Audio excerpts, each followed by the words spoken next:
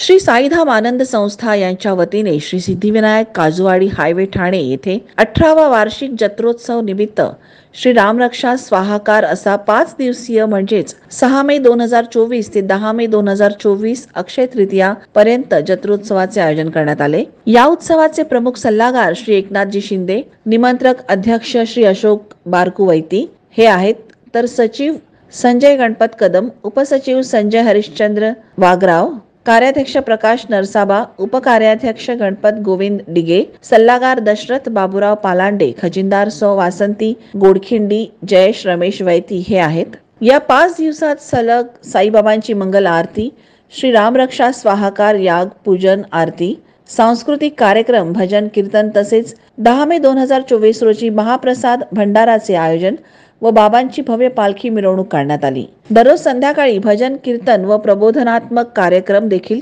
ठेवण्यात आले। साईबाबांच्या भव्य पालखीत भाविकांची अतोनात गर्दी पाहायला मिळाली। ढोल ताशे, वारकरी, लेझिम आदींसह लोकांचा सहभाग होता। तसेच स्थानिक नागरिकांनी पालखीचे प्रत्येक चौकात खान पान, रांगोळी व आरती करून स्वागत केले। साईधाम आनंद संस्थेच्या वतीने गेले 18 वर्ष हा उत्सव साजरा केला जातो। खऱ्या अर्थाने हा उत्सवाची मुहूर्तमेढ धर्मवीर आनंदिगे साहेबांच्या शुभ हस्ते ह्या मंदिराचा जीर्णोद्धार आणि प्राणप्रतिष्ठापना एकनाथ शिंदे साहेब यांच्या हस्ते झाली। मंदिराचा पहिला जो पाया रचला गेला तो धर्मवीर आनंदिगे साहेब यांच्या हस्ते रचला गेला आणि त्याचं काम पूर्णत्वाला झाल्यानंतर जो जीर्णोद्धार झाला ते सन्माननीय एकनाथ शिंदे साहेब यांच्या शुभ हस्ते करण्यात आला। हा उत्सव पुरता मर्यादित ह्या मंडळ नाही, तर ह्या मंदिराच्या माध्यमातून विविध उपक्रम असतील, ज्येष्ठ नागरिकांसाठी असतील, लहान मुलांसाठी असतील, महिलांसाठी असतील किंवा सर्व समाज उपयुक्त कार्य असेल, कार्यक्रम असतील, या मंदिराच्या माध्यमातून केले जातात। आणि मंदिर एक आयएसओ मंदिर आहे, ज्याला ह्या मंदिराला आयएसओ मिळालेला आहे। त्यानंतर 80G खालती हे मंदिर आपल्याला जे काही आपल्या टॅक्स बेनिफिट आहे ते देखील या मंदिराच्या माध्यमातून केलं जातं। शेवटी मंदिर असल्यानंतर काही लोक जो काही हिशोब असतील ह्या सर्व गोष्टी, हा शेवटी उत्सवाचा भाग नाही, पण ह्या गोष्टी सांगणं गरजेचं आहे की मंदिराचं इन्कम टॅक्स देखील आम्ही 40,000 ते 50,000 रुपये वर्षाला भरला जातो। तसंच म्हटलं की मंदिर हे फक्त उत्सवापुरता मर्यादित, सर्व ह्या ठिकाणी कार्यक्रम केले जातात। आपण पाहिलं असेल की ह्या वर्षी आपण रामरक्षा स्वाहा हे ठेवलेलं आहे आणि प्रत्येक वर्षी विविध जे याग असतात, जेणेकरून याग केल्यानंतर ह्या विभागातील नागरिकांची आरोग्य असेल, जी काही त्याच्यानंतर राहणीमान असेल, त्यांची प्रगती असेल, ती प्रगतीच्या दृष्टीने हा यज्ञ केले जातात आणि त्या यज्ञाच्या माध्यमातूनच आपल्याला जसं आपण पाहिलं असेल की हा उत्सवाच्या माध्यमातून जे याग असतील त्या यागाच्या माध्यमातून देखील हा एक आपल्या विभागातील नागरिकांसाठी, ठाण्याच्या नागरिकांसाठी एक चांगला आरोग्यदायक आणि त्यांचे राहणीमान असेल, त्यांचं फ्युचर असेल, ह्या दृष्टीने आपण हे उत्सव साजरे केले जातो। आणि पुन्हा एकदा ह्या उत्सवाच्या माध्यमातून विविध उपक्रम जसं मला सांगितलं तर करतो। आणि